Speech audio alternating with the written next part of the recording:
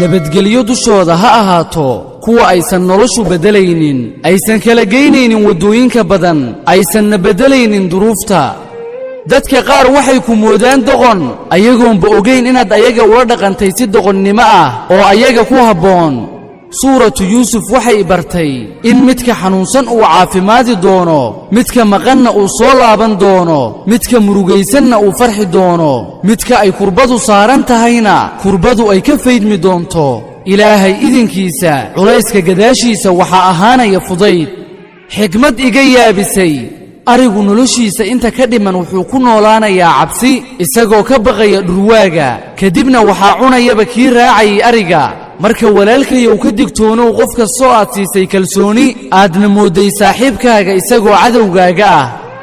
mushkiladaha noloshu mararka qaar waxay inaga reebaysaa inaan la xiriirno kuwa aan jecelnahay laakiin weligeed iyo weligeed si kastuu xaalku yahay inagama reebi karto inaan ka fikirno kuwa aan jecelnahay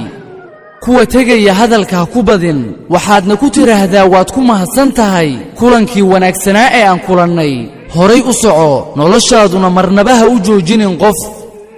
qalbigaaga wax uqdad ah qofna ha ugu haynin iska cafi qofkaas oo iska jaahilsii ficiladiisa xunxun malo wanaagsanna ka filo mar kasta maxaa yeelay noloshu waa maalmo mudan inaad ku noolaatid raaxa iyo deganaan kadibna ay kaa tagaan maalmahaasi adigoo ku qaatay farxad marka ma ahan inaad maalmahaaga ku qaadatid caloolxumo iyo xiqdi ee iska saamax dhammaan si aad adigu u raaxaysatid